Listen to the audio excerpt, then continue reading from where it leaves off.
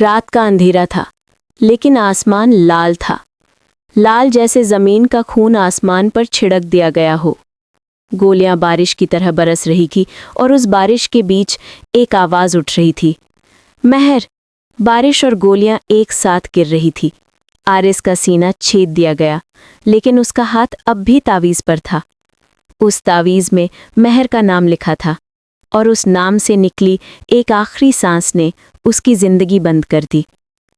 महर ने धड़कन रोककर कहा, तू लौट आया आरिस, मिट्टी बनकर, लेकिन अपनी वफा के साथ। उसके आंसू जमीन पर गिरे और उस मिट्टी से फूल निकले। लोग कहते हैं जब हवा चलती है तो उस मैदान से एक आवाज आती है। मोहब्बत जंग नहीं है, दुआ है जो मौत के बाद भी जिंदा रहती है। जंग जीती गई थी, लेकिन दिल हार गए।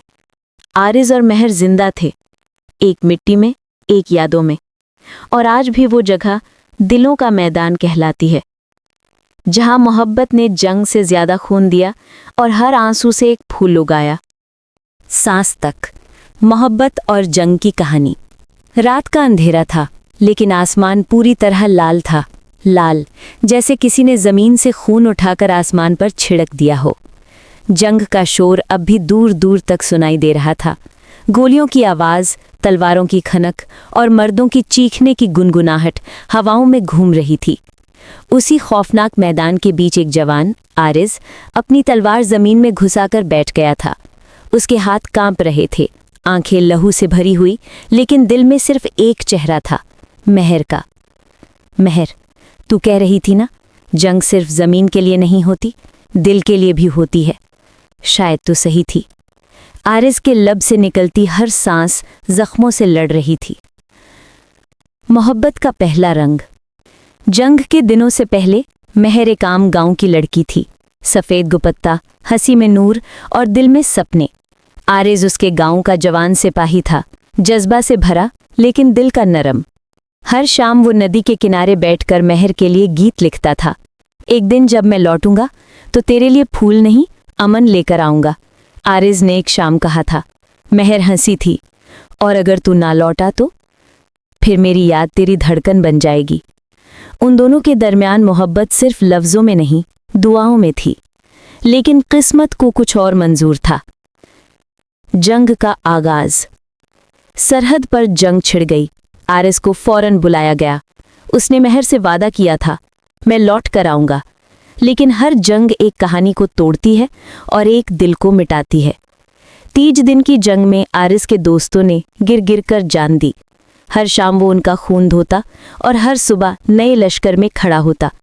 उसके दिल में सिर्फ महर की तस्वीर बच गई थी, एक आखिरी उम्मीद जो उसे जिंदा रखती थी। खौफ और कुर्बानी। एक रात जब बारिश और गोलियां दोनों बरस रही थी, आरिस को एक दुश्मन ने तलवार से छेड़ दिया। वो जमीन पर गिरा और अपना हाथ सीने पर रखा, जहां महर का दिया हुआ तावीज लटक रहा था। उसने आसमान की तरफ देखा। महर, तू तो कह रही थी मोहब्बत जंग से बड़ी है, अब तो मैं दोनों में हार गया।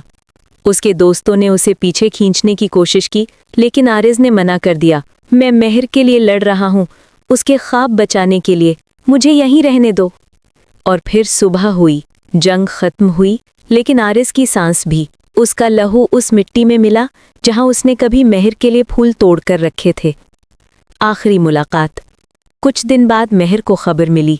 वो सरहद पर गई, जहां हवा में अब भी गन पाउडर की बू थी। जमीन पर उसे आरिस का तावीज मिला, टूटा हुआ लेकिन उसके नाम के खून से लिखा हुआ। महर ने तावीज अपने सीने से लगाया और जमीन पर घुटनों के बल बैठ गई। तू तो कह रहा था लौट कर आएगा आरिस, और सच में तू लौट आया, लेकिन मिट्टी बनकर। उसके आंसू मिट्टी में गिरे और उस जगह फूल उग गए। कहते हैं उसके बाद जब भी हवा चलती तो उस मैदान से एक सुर सुनाई देता, मोहब्बत जंग नहीं, दुआ है जो मौत के बाद भी जिंदा रहती है। जंग जीती गई, लेकिन दिल हार गए। आरिस और महर दोनों जिंदा थे, एक मिट्टी में, एक यादों में, और उनके गांव वाले उस जगह को आज भी दिलों का मैदान कहते हैं, जहां मोहब्बत ने जंग से ज्यादा खून दिया, लेकिन हर आंसू से एक फूल उगा दिया।